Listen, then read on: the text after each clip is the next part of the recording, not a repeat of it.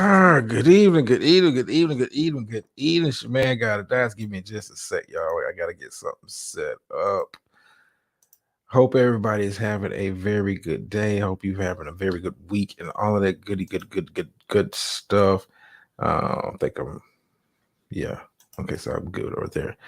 Let me take this down. Yes, hope you had a good weekend and all that stuff. We're back, man.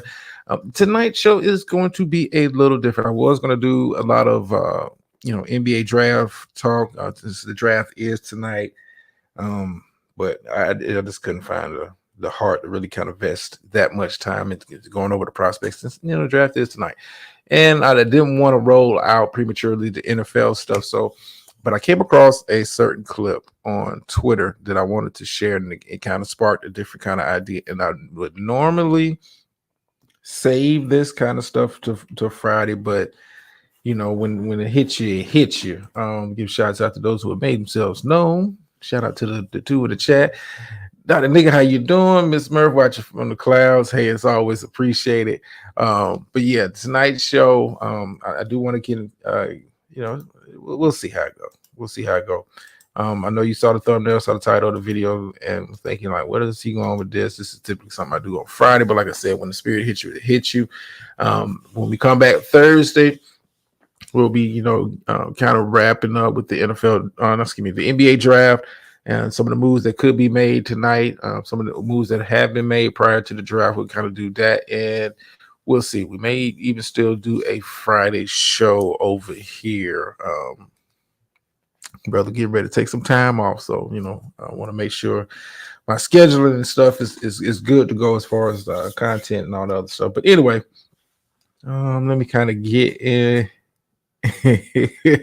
Yeah, I know. I typically say this to Friday, Dr. Mickey, but I think this is a very important clip that I'm going to show in spirit of fair use and all of that good stuff. But I think it's a very important clip, something I wasn't expecting to hear, especially on on ESPN. I wasn't expecting to hear this on ESPN, and it kind of struck a chord with me when I heard it, and I decided to kind of put a show together to kind of get my thoughts out on it. But anyway, let me kind of get into it. Let's just share the screen. All right, fair use, fair use, fair use, fair use, fair use. Now, we've talked previously over here about MLB and the integration of Negro League stats. For those who have been following even further than that, MLB has made a very concerted effort to recognize the contribution of the Negro Leagues to the game of baseball. Have gone out, I wouldn't say too much out of their way, but have done the work to make sure that history, that very rich history of the Negro League baseball is recognized. They've done it in several different fashions. One with including stats. This past week, or maybe the week before, I'm not sure when this game actually happened. It was a baseball game, honoring the Negro Leagues, held at Rickwood Field, which is, the oldest baseball stadium in regards to the Negro Leagues is concerned. So very important significance in that. I want to say it's down in Alabama, if I'm not mistaken, which is, important in itself when we're talking about Alabama Negroes. Come on. I don't know if I want to go there, but we may go there. But it was a live broadcast, and the people you see up there, you have of course, Alex Rodriguez, you have David Ortiz. I don't know two guys on there, but the guy in the middle, that's Reggie Jackson, Hall of Fame baseball player, Mr. October himself. And they asked him, well, I'll just let the clip play for itself, and then we'll kind of come back from that. And it's in the spirit of fair use, fair use, fair use, fair use, and all of that fair use. This is for commentary purposes only. And let's go. Been passed for over a century here. We've been talking earlier about if it wasn't for the Willie Mays, the Jackie Robinson, the Reggie Jacksons, the three of us wouldn't have an opportunity to play. How emotional is it for you to come back to a play that you played with one of the greatest teams around? Alex, when people ask me a question like that, it's like coming back here is not easy. The racism that I played here, when I played here, the difficulty of going through different places where we traveled. Fortunately, I had a manager and I had players on the team that helped me get through it. But I wouldn't wish it on anybody. People said to me today, I spoke and they said, "You think you're a better person? You think you won when you played here in Concord?" I said, I would never want to do it again. I walked into restaurants and they would point at me and said, "Can't eat here." I would go to a hotel and they say, "Then can't stay here."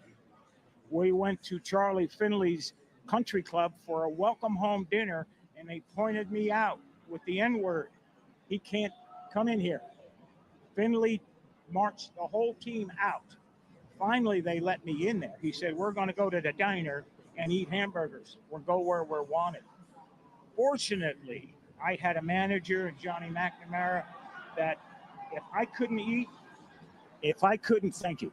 If I couldn't eat in the place, nobody would eat. We'd get food to travel. If I couldn't stay in a hotel, they'd drive to the next hotel and find a place where I could stay.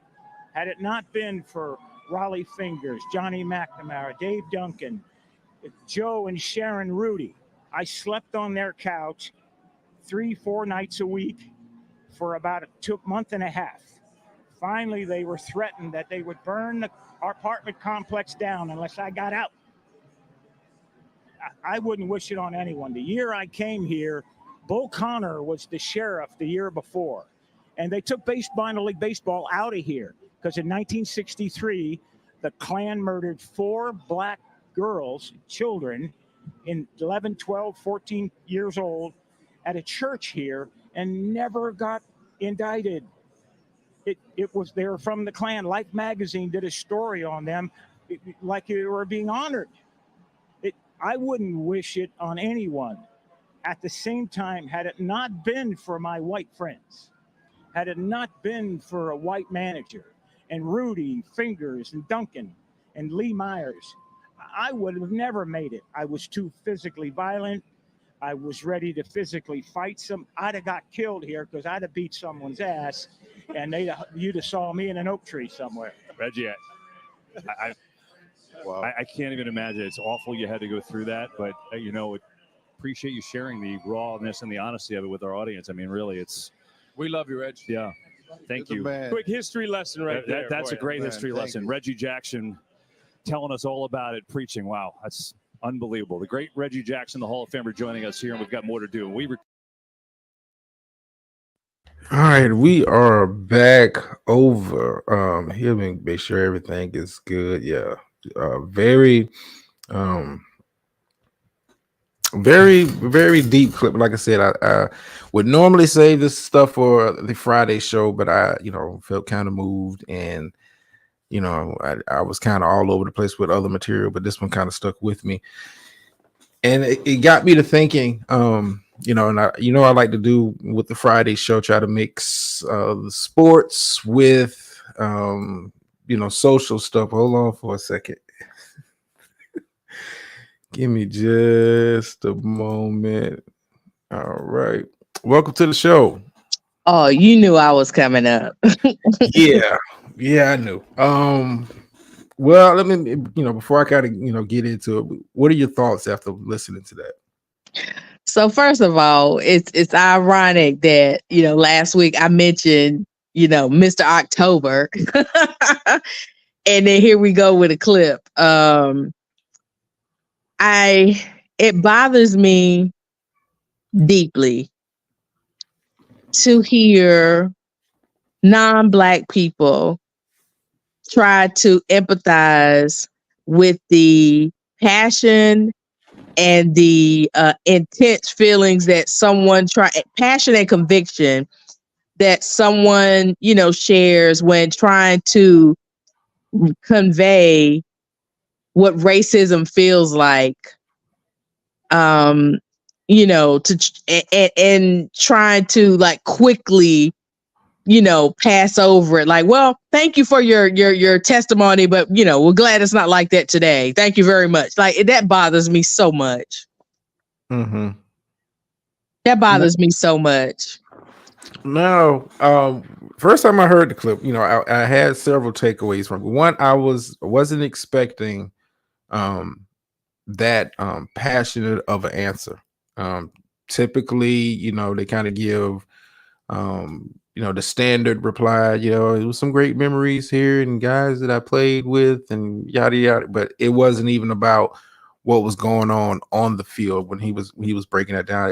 He was just focused on what was going on off the field, and you can tell it's still some hurt there. Oh, there's a lot of pain there. And Yeah. it's pain that when you start talking about the Black experience, they expect, and again, I don't want to go down a rabbit hole, but when you look at other areas of the Black experience, like medicine and so on and so forth, they think that our level of pain tolerance is one that is just so unmeasurable that we should be able to bear and move forward. And that bothers me to see someone expressing something like this for all that he actually gave to the game.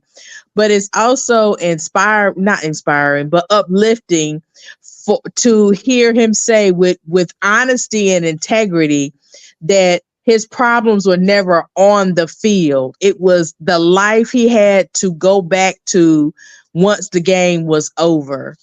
Mm-hmm. Yeah.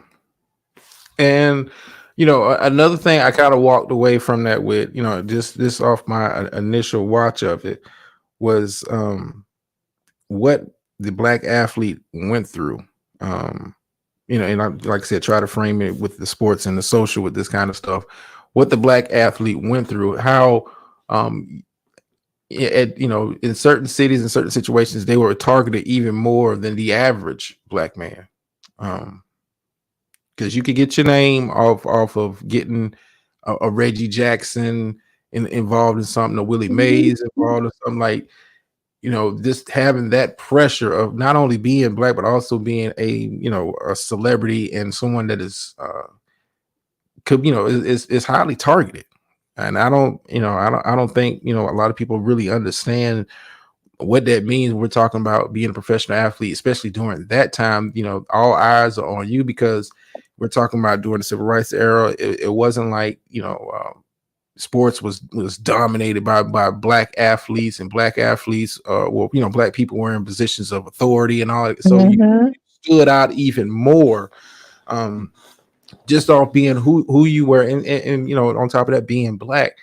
I just I listen to him, and you can just, like I said, you hear the pain, and it's like he's reliving it as he was speaking it. Mm-hmm. Like, and that's what kind of like it kind of threw me off, because typically in those kind of situations, when they're in front of the camera, it's real PG. Exactly. It's real vanilla. It's real don't rock the boat. It's real don't bring this up. Now's not the time for this, or this is not the venue. So I'm so glad he had the courage to say something. Yes. Like I said, I wasn't expecting, and it got me to thinking, what the Black athletes went through then, and it makes me kind of look at athletes now, like, would you be willing to take some of the stances that they took, make some of the sacrifices that they made? Because oftentimes stuff happens within our community that a lot of Black athletes don't really comment on it. They don't really share their thoughts on it. And that era, it wasn't like that. It just, I don't know. I don't, it's a different breed of Black athlete. I can see Michael Jordan not really wanting to comment on social issues. Kaepernick, for the most part, was out there by himself. And I don't know. It's a very, very powerful. Just powerful commentary. It just got me to thinking, like, could I have done that in that period of time? Being what he was, an athlete, a very famous athlete. Could I have stood up to that kind of stuff, knowing that it wasn't about economics with him, because he had money, had access to that, just being able to kind of hold it in. It's Yeah, quintessential professionalism. It's professionalism that I don't have. yeah. I don't know if I could have did that. I mean, I'm gonna be honest. It's like to sit there and suffer in silence, and and Absolutely. and a lot of black people. I mean, a lot of black people still do. Let's keep it honest. Um, to suffer in silence, knowing that you have done nothing other than being black, other than being I don't know if I Right. could. And that the uniform is something else that to some degree can be looked at as a way to disguise who you are. Mm-hmm. Because from a distance, all you see is the uniform because it's not like he was, really dark skinned male, Yeah. and again, from a distance, you're still covered. So it's not like so it's like in those instances, your blackness is conditional. But as soon as you took that uniform off and you don't look like everybody else, and you're not in the same venue as everybody else who's celebrating you for your God-given talents, it's back to black Yeah, I don't know if in I the could. worst way. Yeah, it's. I don't know if I could have turned it on and off like that. Exactly. Again, it's quintessential professionalism to where it's definitely about the integrity of the uniform or the organization that you represent, and not about the social issues that your black skin affords you. And I have to say afford because other than that, I would have to talk about it in a negative context. I mean, the bottom line is this: everywhere you take your black body or your black self or your blackness, you're making a political statement. So what happens when you have to be quiet while still making that political statement? Very good point. Very. I mean, It's powerful. yeah. Now It's powerful. I'm I'm thankful I wasn't born during that era. It wouldn't have been me. Wouldn't have Well, been me. Well, think about it. That's like the upbringing that they had during that particular time was one of survival. And there are a lot of black writers who write about this, even in the context of sports, about this is how you survive out there. So think about what the talk is, that quintessential talk that, black fathers have to have with their black sons about being safe around the criminal justice system. So imagine that talk being the way that you are reared in order to just survive outside of the house, not in a situation where you are stopped, but just outside of the home, period. Mm-hmm. Because that's when the performance starts out as soon as you leave this door. And then the fact that not only does your father have to train you a certain way or bring you up a certain way, think about the stress and the concern that black women also have during this time, because every time that black male left the house, which is a part of your protection, there's a chance that it does not come back home to protect you. Mm-hmm. Well, let me ask you this. Sure. Considering I'm just going to say, consider let's place ourselves in that time, and see, I get that because I Mm-hmm. understand that. I've had that conversation with mine. Mm-hmm. I don't know if I would have been willing to have that much of a bigger target on me, because now you're not just the average Mm-hmm. black man. They know your name. Mm-hmm. Like, well, they know your name. You don't have to introduce yourself.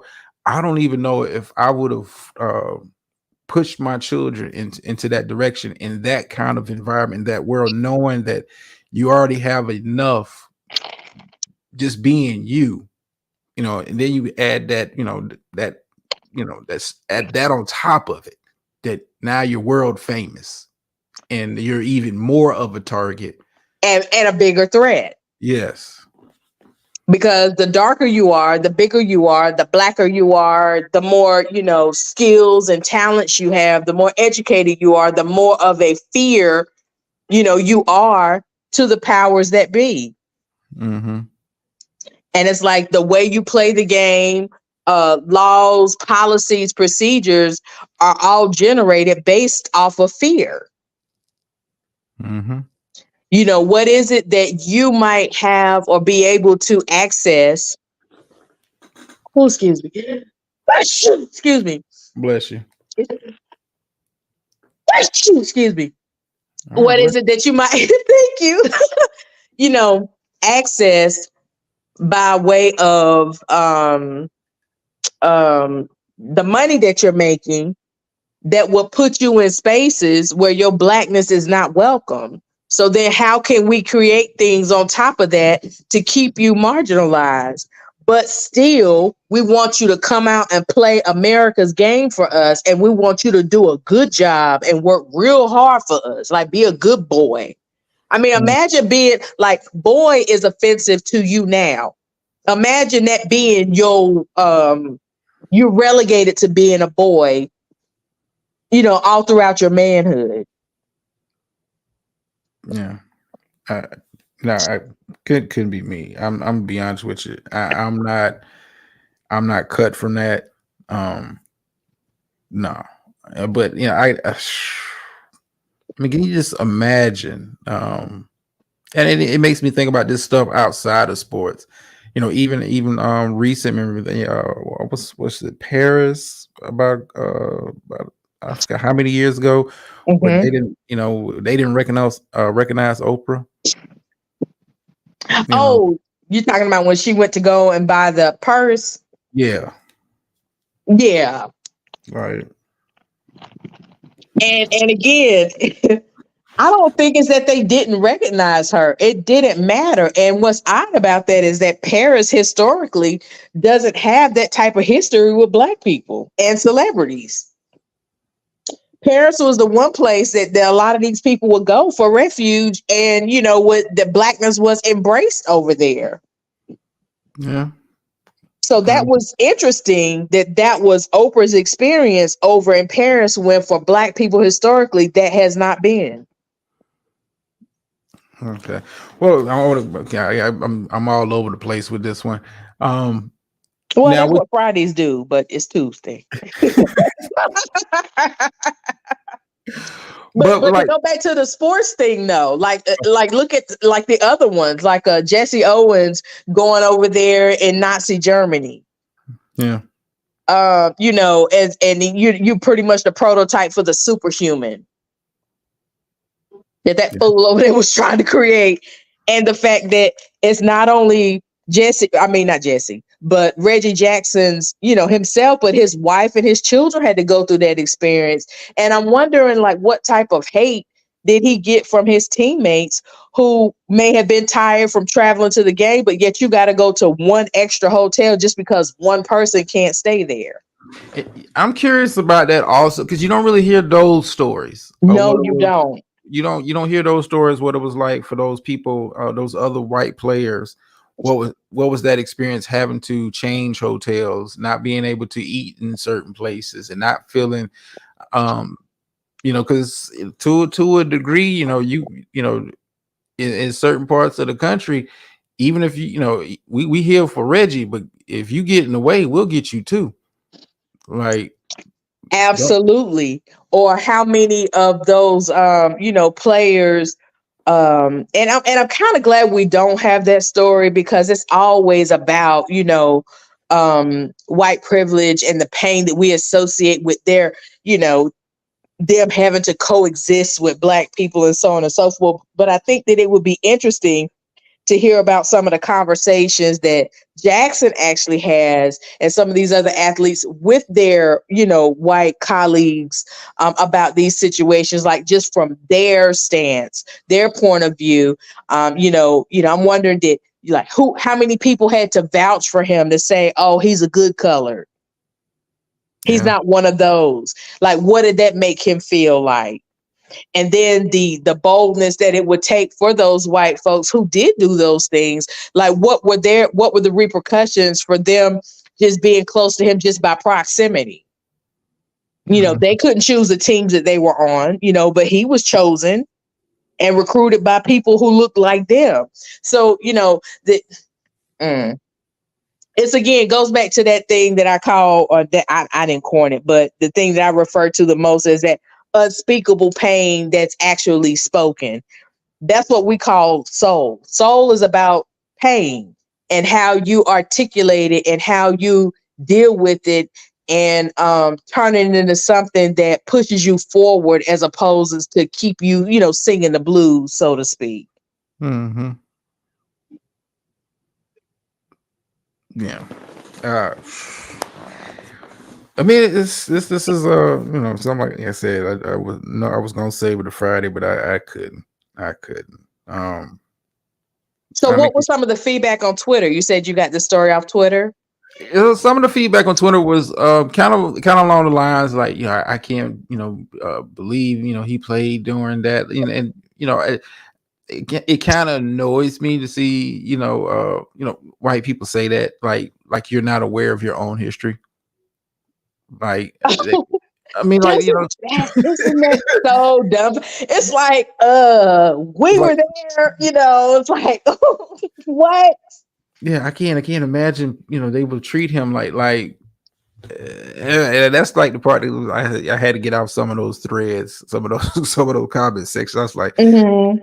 God damn it, this acting oblivious to what your own history is amazing. I'd rather you just not say nothing.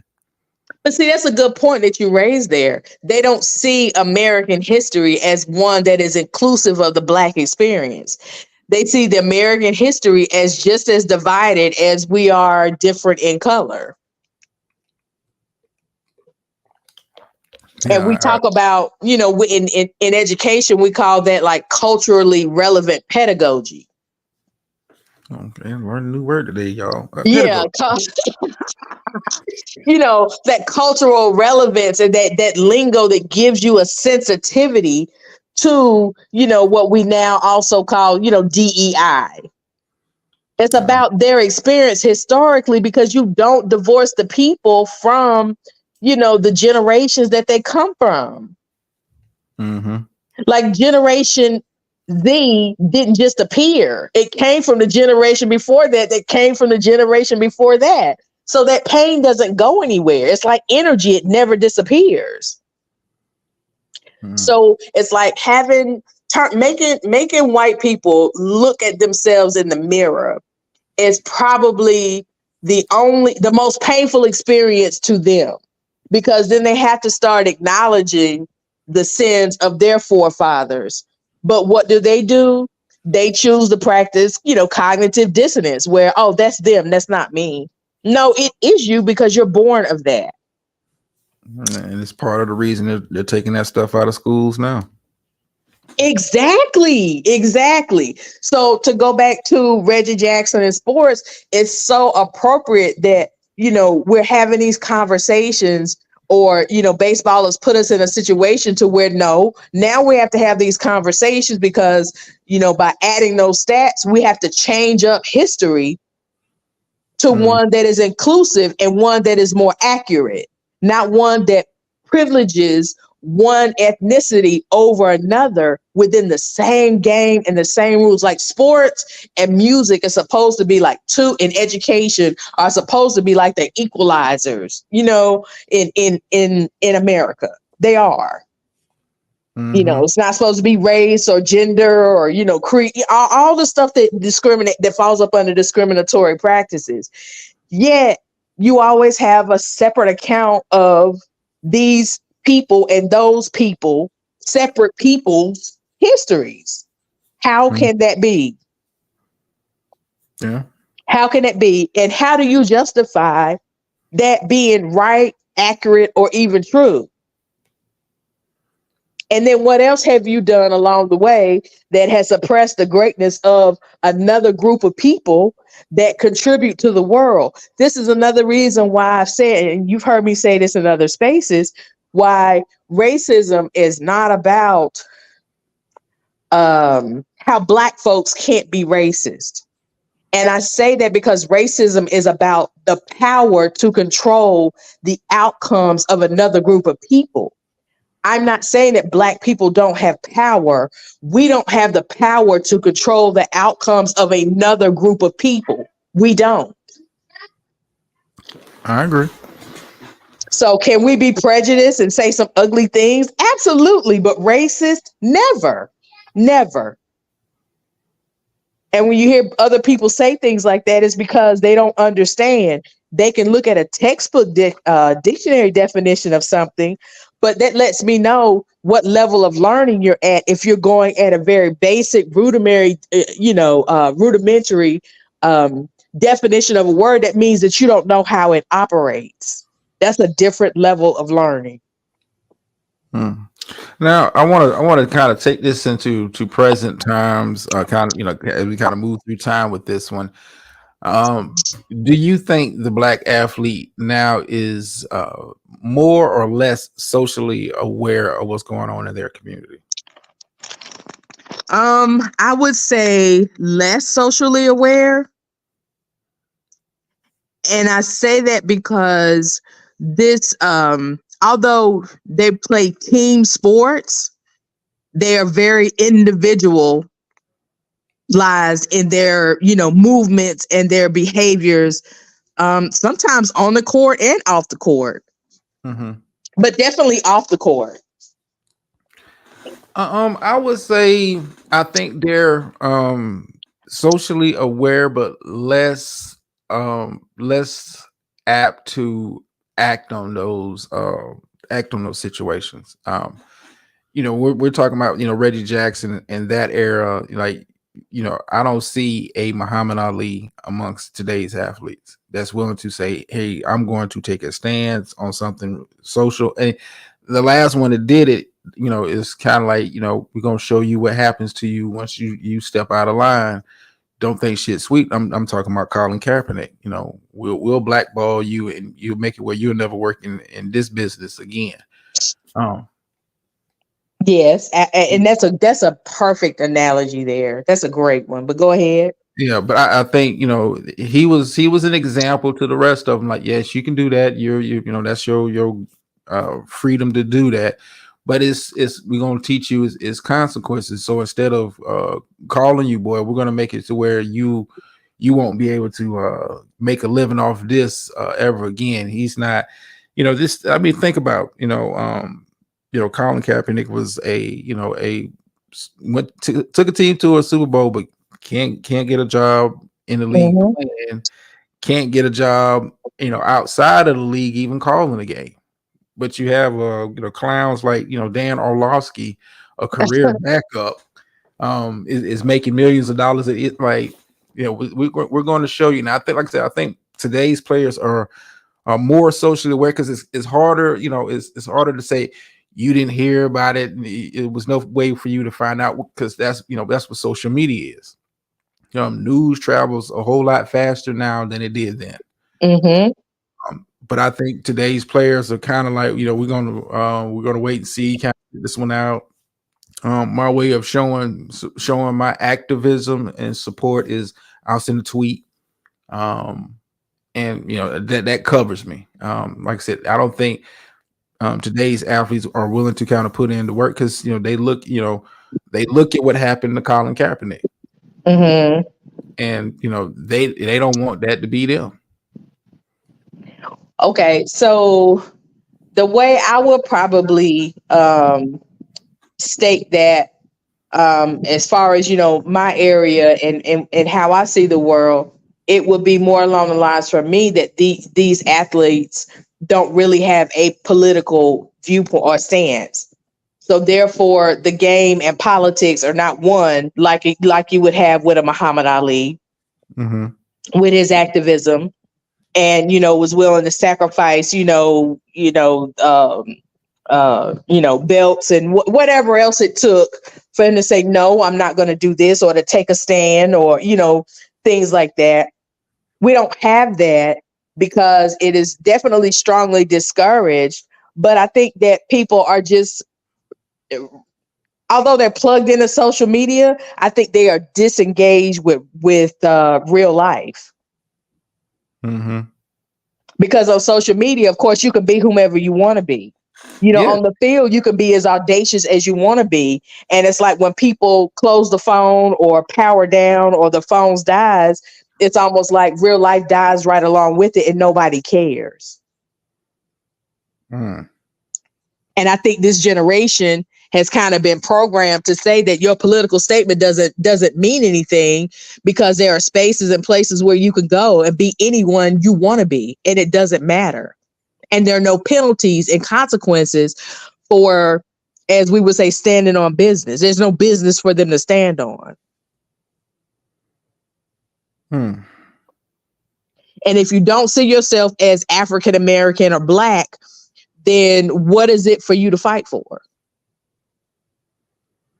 I mean, If you true. can be male and female, both or non, regardless of what your biology says, regardless of what science says, then what are you standing up for? You don't have a political plight. I mean, that's you make a very good argument, make very strong points. I just, like I said, I think social media is made and not just, I don't want to just single out Black athletes, but that's what we're talking about. But I think it has made them to a degree lazy. Yeah, everybody wants a soft life. So if you want a soft life, that means politically you have to be neutered or disengaged. They want you docile. Absolutely. And that's the only way to do it. So in order to have a soft life, you got to be a soft individual. Don't rock the boat. Don't be too invested in this or that. None of it matters. Nobody cares what your gender is. Nobody cares what your color is.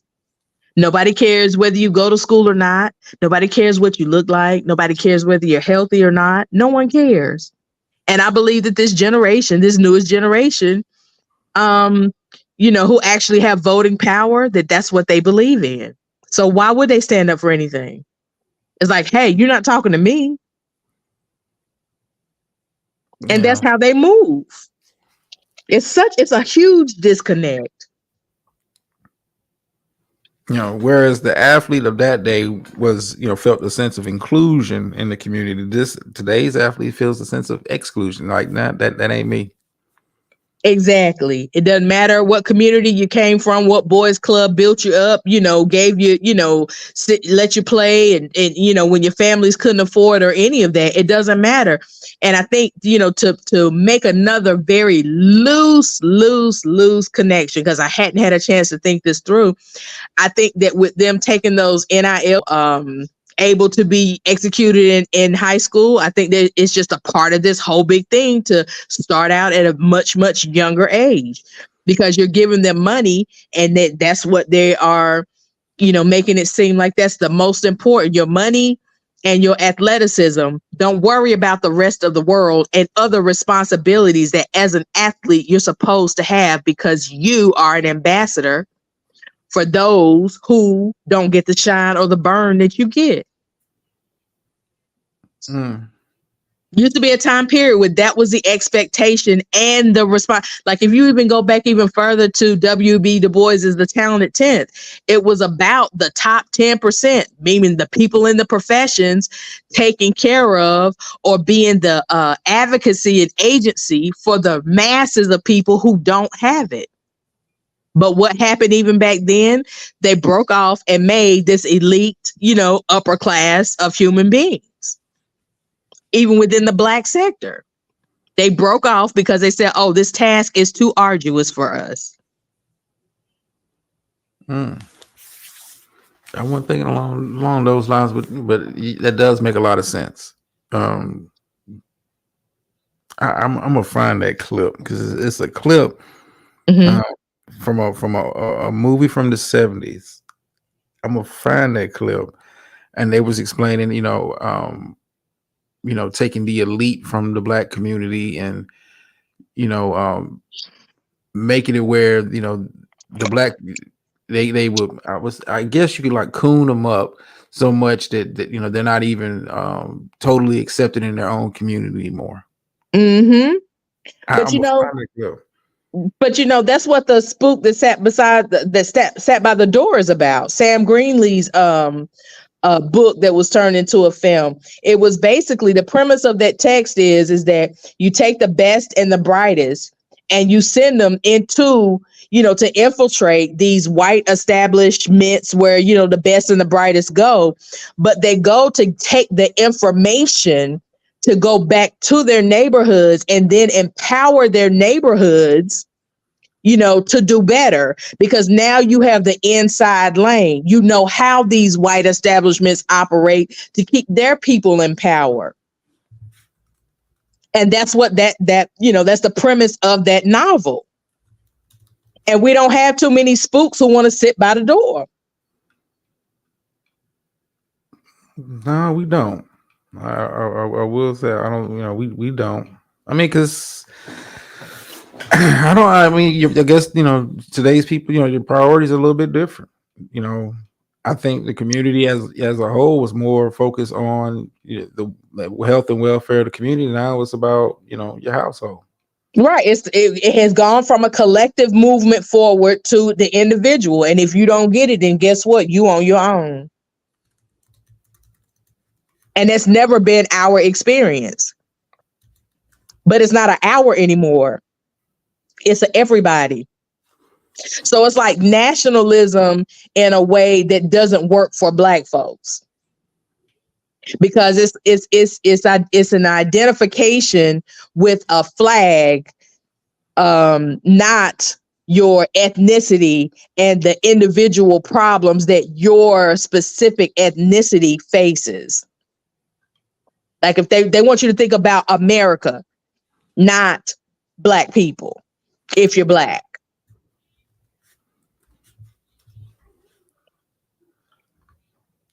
I hear you. So that's what that's where I'm, kind of going with this without, jumping off the deep edge.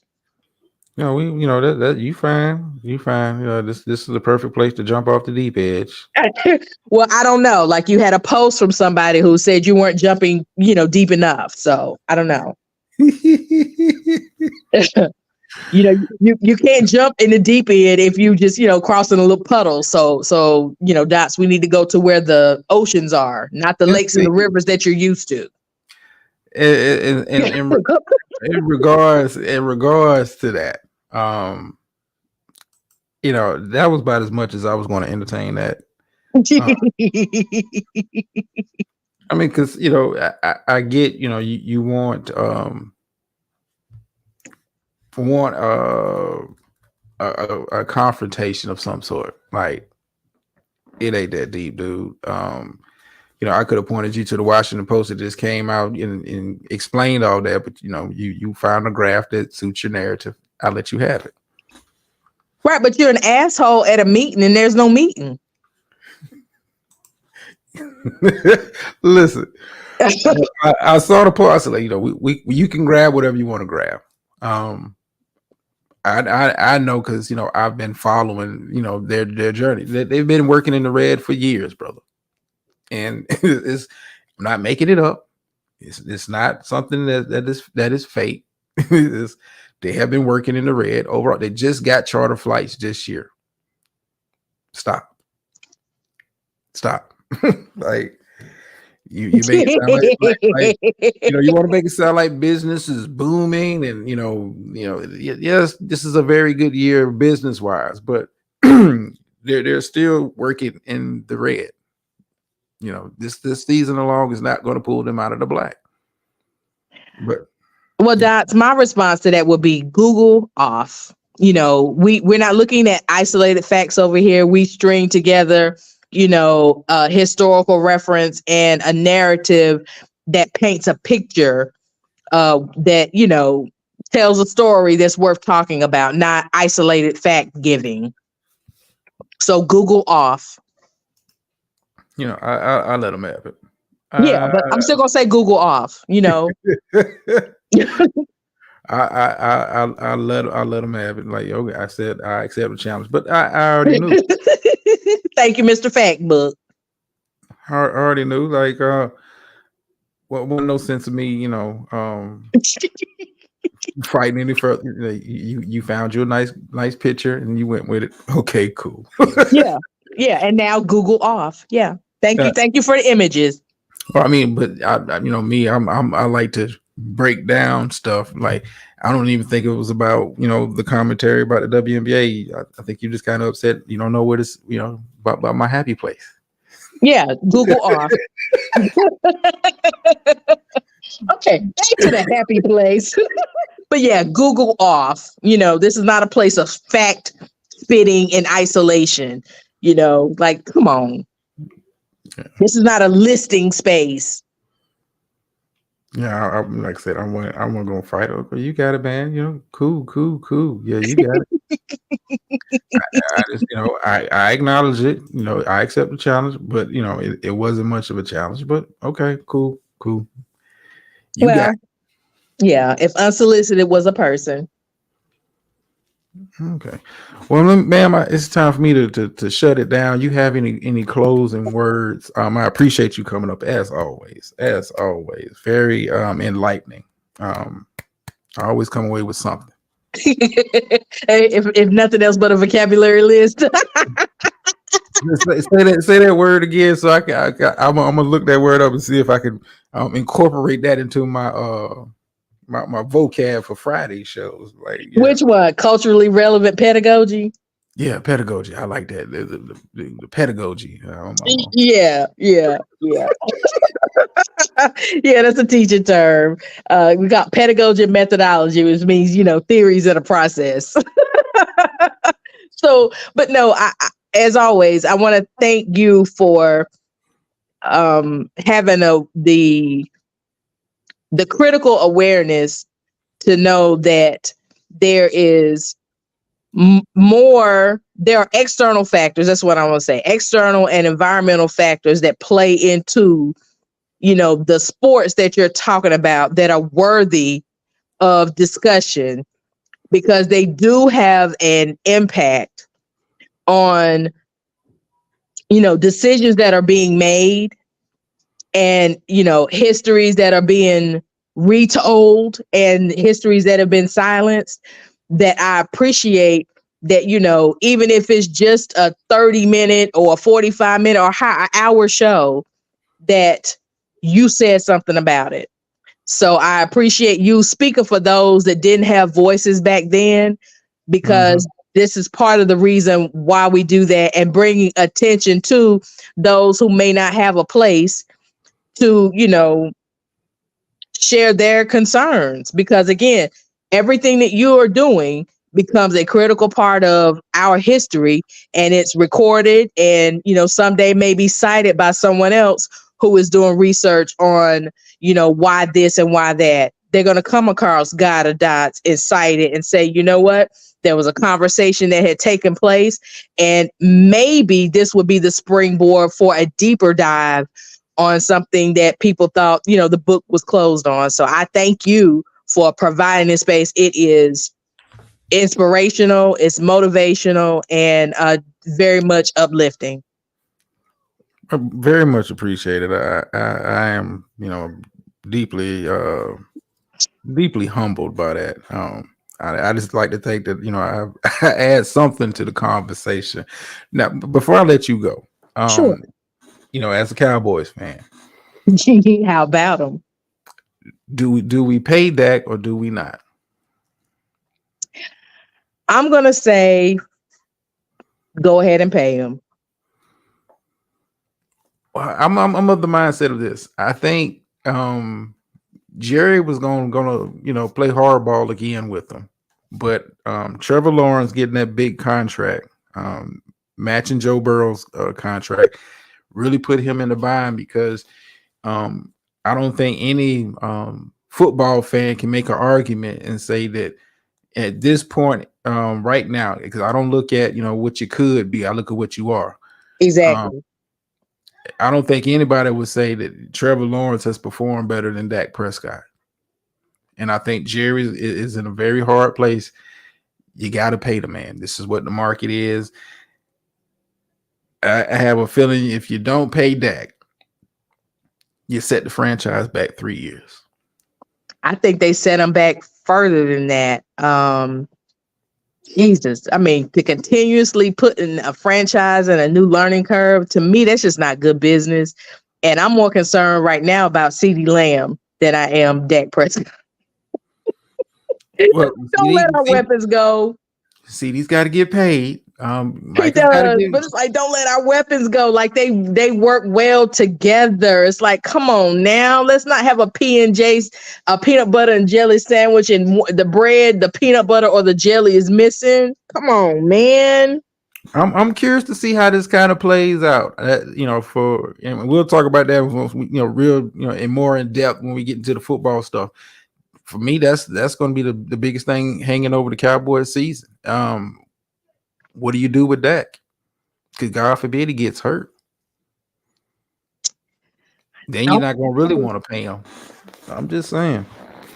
And again, this is where I really wish we could take some, I don't know, like from the NBA, like a couple conversations back where we had where people, the players get together and try to, build these teams, and they take it to their management, let the management fight with the owners and all the other kind of stuff. It's like, gosh, can we get a stacked deck for once in our lives?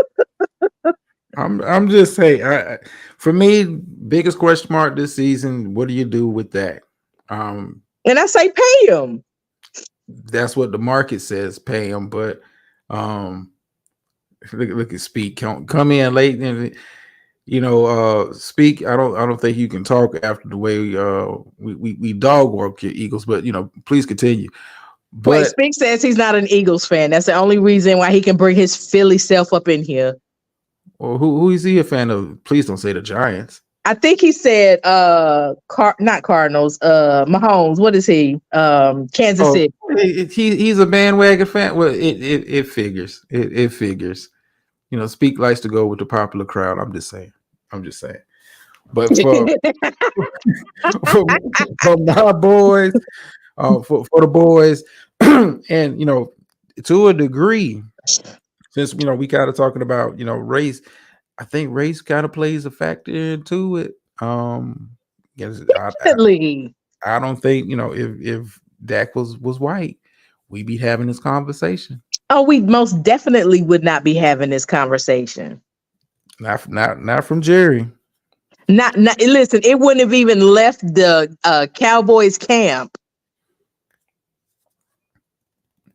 I think that kind of to a degree. I'm not gonna say it's a big part, but to a degree, because you can't deny the performance on the field. Yeah, it hasn't led to a championship, but when you stack it up to whatever everybody else is getting paid, and these people ain't winning, either. I mean, let's keep it a buck. Ain't but one champion a year. Everybody ain't winning, and they're getting these big deals, and that's what the market is. You got to break down and pay them. Absolutely. But look, that conversation would have remained pillow talk between him and his missus or whomever he's with. So yes, I agree with that. So I'm gonna step down. Thank you so much. As always, you are a very kind and gracious host. Speak easy. You are late, so you need to take stock away from your own channel for today. And he don't got everybody in trouble. That's what he does best. He is loving this. Okay. Speak was over there cooking salmon while everybody else in the sector was arguing, and he was just putting his little, charts and arrows and in the chat or whatnot. So yeah, he knew what he was doing with his dishpan hands. He knows. Yeah, they on high alert. Thanks, Speak. Thanks, Speak. But yeah, we're gonna pull up on. I heard somebody say we're gonna pull up on that guy drama show. Oh Lord! Tell the man to pull up with caution because we appreciate our spaces and we do protect them. Exactly. I play nice, but do not get it fucked up. I know, right? I know. But anyway, let me drop down before this becomes a whole nother show. Get my best to the business and I'm out. Appreciate it. Thank you. All right. I appreciate everybody for coming in. Taking the time out to listen. As always, like, share, subscribe, leave comments. I'm kind of slow getting. I'm trying to juggle like about 3 or 4 channels right now. So blame it on the mind, not the heart. It's all appreciated and all that good stuff. Like I said, we'll be back on Thursday to kind of recap NBA draft, maybe some of the moves that may be happening tonight. Drafts is tonight over the next couple of days. So we'll be back on Thursday recapping that. Then next week, we'll start rolling out the NFL content as far as, excuse me, getting ready for the new season. Training camp, mini camps have kind of gone on. Training camps officially start for real next month. So we'll be doing that as always. Y'all know the phrase that pays over here. Sometimes you win, sometimes you lose, but every time you learn. And I'm out.